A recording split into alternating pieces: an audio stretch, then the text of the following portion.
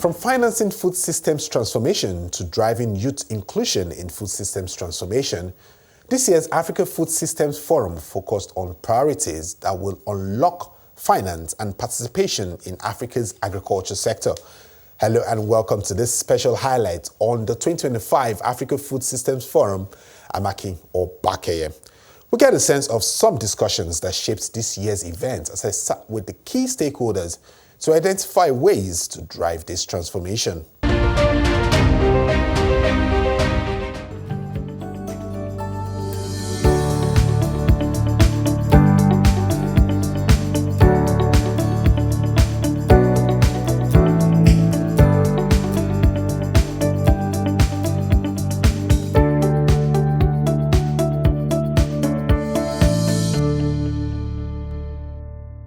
At this year's Africa Food Systems Forum, Africa's youth was at the center of the conversation as stakeholders highlight the role of young people in transforming the future of food systems and advancing cooperation through technology and partnerships.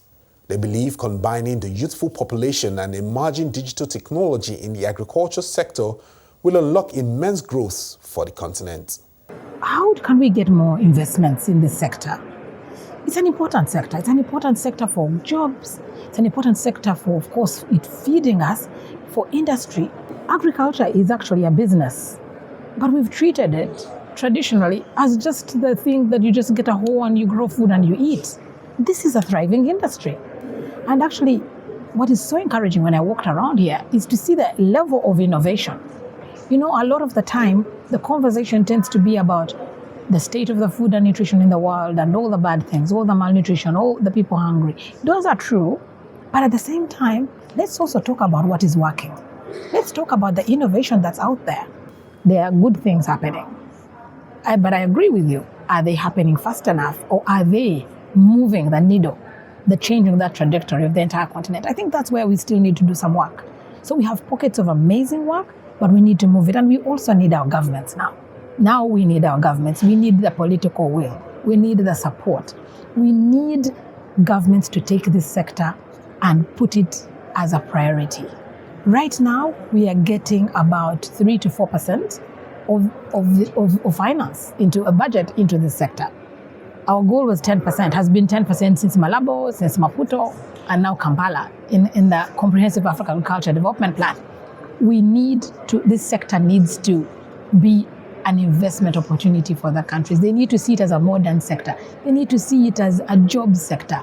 They need to see it as a tax base. They need to see it as, there's a lot of interest in cash crops, and rightly so, because when the government goes out there and sells, Kenya sells its tea, billions of dollars come in. Coffee for Uganda, cocoa for Ghana and Ivory Coast and palm oil. Now, we need to make sure that this sector is seen that way. Because I think one of the reasons is that maybe they don't see it as producing that same level. So how can we modernize it? How can we do agro-industrial? How do we make sure we show that this sector has the potential for just simply doubling Africa's GDP? Yeah, doubling how much a contribution to GDP. So that's the work we need to do. But let's look at how this forum has been able to bring both the public sector and the private sector together. Yes. And then what's the pathway we see a sustainable pathway towards ensuring that we see budgets move from 3 to 4% to 10 and above percent. And then we're seeing the risk investment, coming in from the private sector, thereby empowering the local farmers across the continent, and then also taking advantage of the trade initiative on the continent as well. Yes. I think what's exciting about this forum is something we call the deal room. It's been going on for a while. And this deal room connects investors, potential investors, to projects that are happening. And what's exciting about this is not Agra. This is countries. This is Uganda, Nigeria, Mali, Somalia, Zimbabwe, Liberia. Some of these countries, by the way, Agra is not in those countries per se, Liberia and Somalia. But they are here pitching, and they've pitched to potential investors. And I'm hearing good news about those pitches. I've been talking to the ministers. We have ministers going in there and pitching and saying, invest in our country, invest in Ghana, invest in Somalia, and they're making progress. And that's important, because when I talk about how can we make this sector more investable, how can we make this sector be the driver, the engine of economic growth that it was meant to be, it's by making sure we bring investments in. And this forum provides that showcase. And we've been doing this for years, and we need to do more of it. We need to do even more. But it's country-led. That's the good thing about it. The countries are designing these pitches. Yes, we are supporting with technical support to do that, but the countries are leading. They are the ones in the room. They are the ones talking to investors. And I've been talking to them. I'm seeing that they've all made good connections. And if they follow through, we never know. We've had extensive conversations in panel sessions within the last 4 days now. So talk us how AGRA is being able to drive this transformation, particularly in Africa's agricultural value chain for women businesses. Okay. So one of the most exciting sessions that we hosted this year was the Women in Agri-Food Financing. And what was very interesting about that forum is we really didn't try to reframe the problem. We said we want to tackle solutions. And one of the speakers of the African Enterprise Challenge Fund, the CEO, Victoria, talked about how they launched a challenge for women businesses this year. And they received 600 applicants, but then none of them were investor ready. And it opened their eyes and they said, you know what? We need to add technical assistance to support this. So they added technical assistance to support these women. Because some of the questions the investors are looking for are things like, where are your accounts? What have your accounts been for the last 3 years? Now, a lot of the businesses we want to support are informal. They are in the markets. They are selling their goods in markets. They don't necessarily keep records. So they spend some time working on supporting these women to produce the records that were needed. And it was successful. So technical assistance is important, and we play a role in providing that. So when I talk about the Women's Entrepreneurs of the Year, we have a program called Value for Her. This is some of the work that we do. We support these women. The second one that came up, which I think for me was revealing and something we want to take forward, is the one around insurance. We need to get banks to invest more in of course, these women businesses. But this is private sector. They want a return on investment. They want to be sure. So we looked at examples from Asia where they've been successful because there's been insurance provided to guarantee those investments. So if you're a banker and you invest in this business, even if you make a loss, the insurance firm will cover you. So we want to explore that and say, how can we provide more insurance so that we have more banks are comfortable in investing in this agri-food business? And this was a platform where we brought a lot of women CEOs to come and talk about things they can do. Again, that's what AFSF does. How do you connect people? And so that was a good idea that we are absolutely going to take forward in making sure that we can get more insurance and get more people lending to women. So women are the backbone of our economy. They're the backbone of the agriculture sector. AGRA's work cannot really be successful if we don't have a gender program. So we do this through Value for Her, through the awards, but also the Africa Enterprise Challenge Fund, which is our partner that works a lot with small and medium enterprises. According to the World Economic Forum, agriculture employs over 50% of the continent's workforce. With over 60% of Africa's population under the age of 25, there's a need to solve these challenges limiting youth and women participation. The big challenge we are facing, one of the big challenges, and which is quite well reflected in BFS, is that we need to adapt institutionally to that systemic dimension. Because if we keep working in a fragmented manner, we cannot resolve a systemic problem. So that's where BFS is very important, because it brings together all the actors of the value chains, all the actors of the food systems, all the systemic actors of this domain.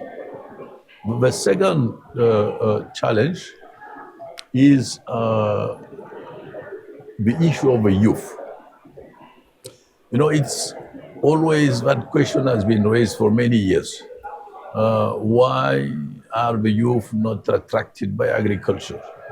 Why governments do not create the necessary ecosystem so that the youth is attracted?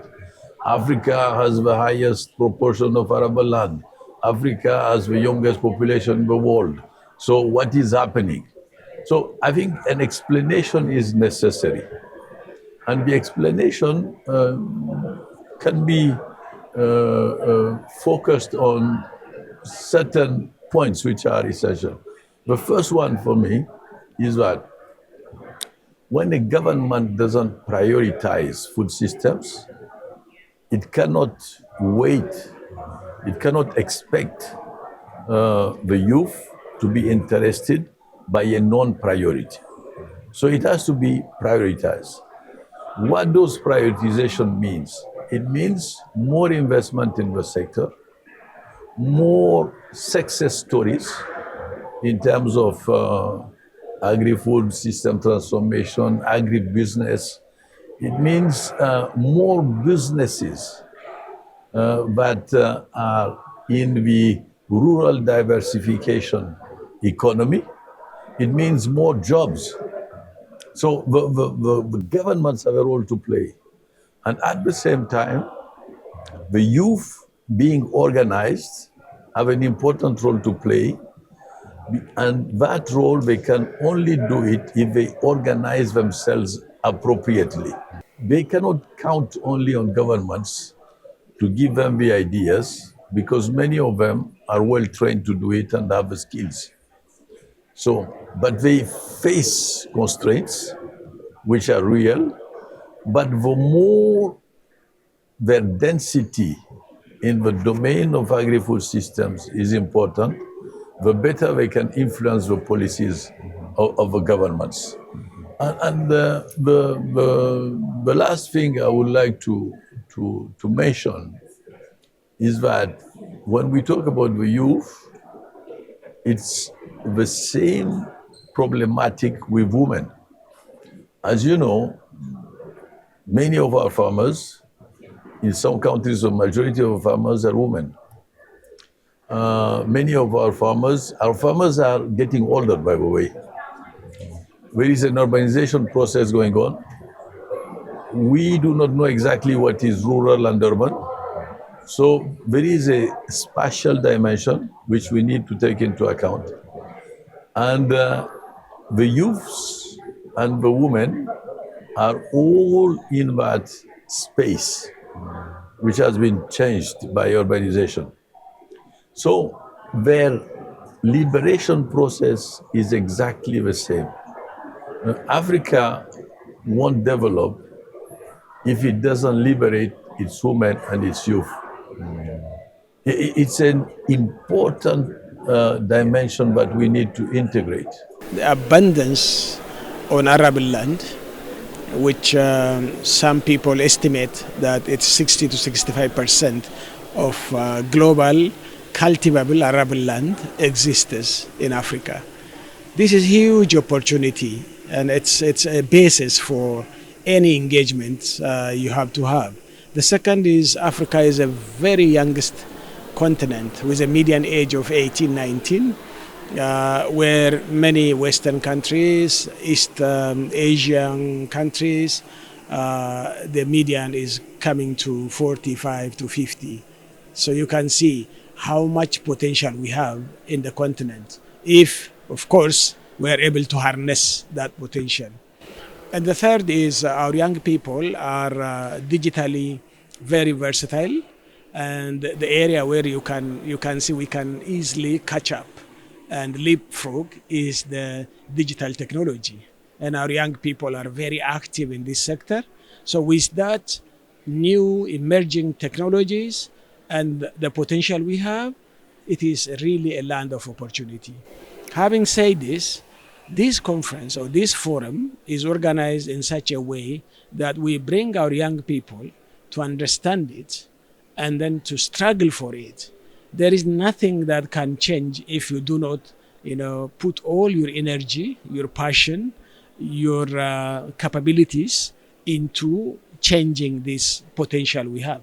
Potential by itself cannot be development. So we need the human capital, and we have this human capital is educated in most cases. Most of the young people you see here, around 4,000 of them, are all university graduates. So you can imagine Africa has that much potential. And if they are our future, but they are also our current. So that's why we wanted to engage our youth at a maximum possible ways so that the best practices, by the way, Africa has a number of best practices that are ready to be scaled. So what's now lacking is the scaling of those best practices. There is also a need for African governments to facilitate the condition in reducing, bureaucratic red tapes and facilitating the entire process. So for this purpose, we believe that if governments are at the driving seat, if our private sector, including the youth, entrepreneurs and innovators, as engine of growth, and our women engaged in it, because agriculture is mainly of women as well. So all these combined, I'm 100% sure in the coming 10 years of the Comprehensive African Agriculture Development Program, CADIP, the Kampala Declaration will be implemented, and AGRA is at the top of this agenda supporting the whole process. On the part of development partners, more needs to be done to entice the youth, yet to embrace agriculture across its value chain. So for me, they're the kind of two ingredients of success: Africa, agriculture, and youth. You know, the world's youngest continent. But the thing is, you can have ingredients, but as we know, you've got to cook them properly. So how do you put them together? And, you know, just a few figures to start with. In Africa, there's 25 million young people every year coming into the job market. Since 2015, we've created only 3 million jobs. So we've just been talking about the potential, but if we can't create jobs, and most of those jobs will come from agriculture. And, you know, and what youth want is they want interesting, exciting jobs. You know, they want to feel that they're business people, that they're entrepreneurs. You know, they don't want to just go work the fields like their parents and stuff. So how do you make agriculture exciting for youth? And, you know, that's, I think, the key thing. But secondly, a lot of the time, we sort of think of youth as university educated urban youth. Actually, the majority youth are rural. Many of them will have never finished secondary education. Most of them, if not all of them, will not have had a university education. So you have to then turn them into business people, into entrepreneurs. So how do you do that? You know, and for someone like IFAD, it's about a bundle, it's about a package. So firstly, you need to do some basic training. It can be basic literacy training and numeracy training. And then you give them some training. But of course, we all know with a business, you can have passion, energy. That's what African youth have. Yeah. Passion, energy, even a vision. But at the same time, you need business skills. You know, you need to know how to do a business plan, how to finance it, etc. So you also need to give them business skills, which is what we try and do, and partner with some commercial firms and others to give them business skills. And if they can have a good business plan, which we help them produce, then they need to get finance. So it's this bundle. It's basic skills, business plan, and access to finance. You put that together and you've got a really good ingredient for harvesting the potential of youth in Africa. One of the things that bother majority of African youth is that not being able to unlock the finance, not being able to know the technical know-how, you know, the business acumen. Like you said, training can solve all these things. But how do you demystify that fear in an average African youth who's never done a business in his life? All he knows is how to farm. He doesn't know how to move his products from farm to markets. So, two responses. To realize that potential in Africa, we need youth's voices in the policy debate and society, which is where I think this forum this week has been great. The youth, for the first time, and I've come to many of these, have been at the center of the sessions, the debates, talking to leaders. Because if you don't get the youth's voice in there, you're getting old men like me speaking for the youth, as though I have any idea what the youth of today really need or want or how. So getting their voice in. So we've created in IFAD, we've created a global youth alliance where through all our projects and our engagements with government, we actually try and insert youth's voice into it. So that's the first thing, is we need to design things for youth that are co-designed with youth, not us for them. So you know, that's a key ingredient. And then secondly, on your finance issue, which I think is a key one, you need products that can work for youth. You know, so often you're trying to get a loan, you go in, the commercial sector's saying, but where's your collateral? Where's your title deed? Most of the youth have got no title deeds. They haven't got a house to put up as collateral. So you need to design products that can work for that side of things. Often, and particularly with farming, your income comes in maybe 2 or 3 times a year when you harvest or when you sell your crop. So again, you need to design products that work for youth and for entrepreneurs in that context. And often what we find in IFAD is if you don't have the collateral, what you can do is you build up a credit history. So we do a lot of work. So for example, in Uganda, we have a partnership with Stanbic Bank where we co-invest with Stanbic Bank in village savings and credit schemes, in SACCO cooperative loan schemes, and then we invest in them to provide funding to youth. So to date, I think we've given about $50 million worth of things out. But what it does is it builds up a credit history for the youth. So they borrow a small amount, they pay it back, they get to borrow more, they pay it back. So then they can go to the bank and say, hey, I don't have a house, but I've got 5 years of credit history to show I'm a good payer. And that's the sort of stuff we need to be doing, you know, is being innovative around it. Another really interesting model we've done in Niger, in fact, with youth, with IFAD, is we've been getting the diaspora in France to crowdfund youth entrepreneurs in Niger. So, you know, you're in France, you want to give something back to Niger, you know, it costs you what? 20 euros, 50 euros, and you can fund a youth entrepreneur in Niger by crowdsourcing, you know? And these sort of things, this innovation needs to be there to really get the youth, because what you find is once they've had a leg up and they've got themselves going, they motor. As we have been working in this sector, what we found is that young people choose how they want to participate in the sector. It's beyond farming. Farming is big and it really provides a lot of, it's a big source of income for many of our young people. But for example, not many young women have access to land. How are they going to participate in the sector? You have to look beyond farming and look into the entire value chain. So what we find is that young women are manufacturing. They are traders. Yesterday, I took part in Women Agripreneur of the Year Awards. It's a competition that we also support, and I was a judge. And one of the women winners was a woman who is turning banana waste into hair. So she's making wigs. She's making hair from banana fiber for sale, and she has a thriving agribusiness.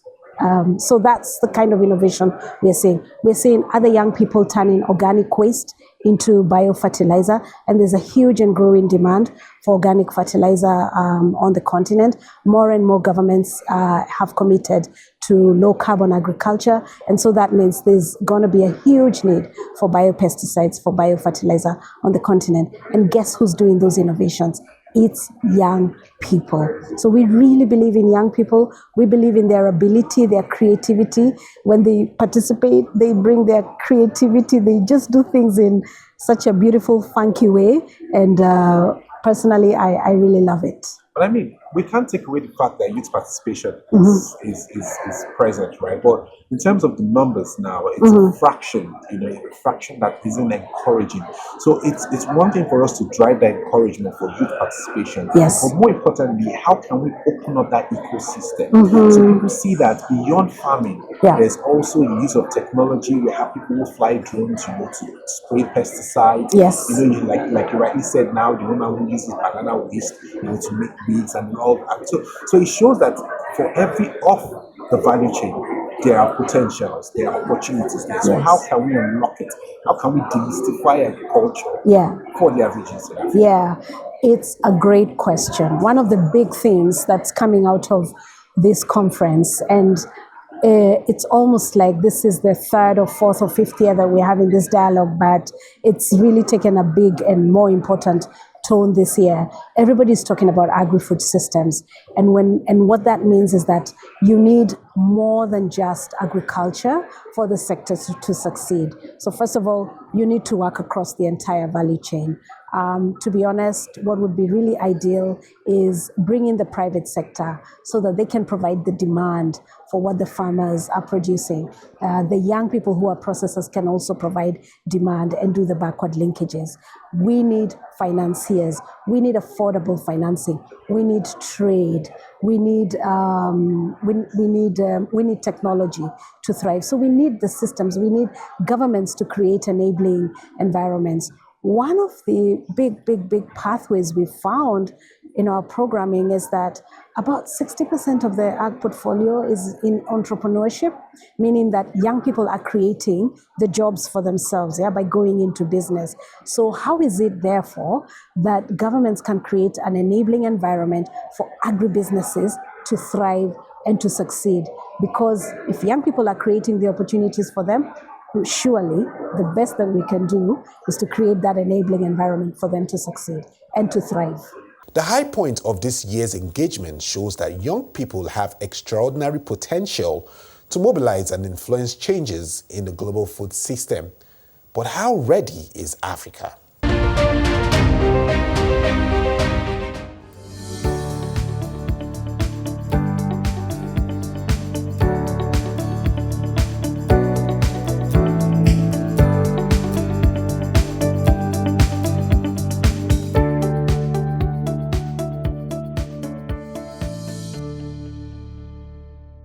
This year's forum emphasizes the urgency to leverage Africa's youth and technology to transform Africa's food systems.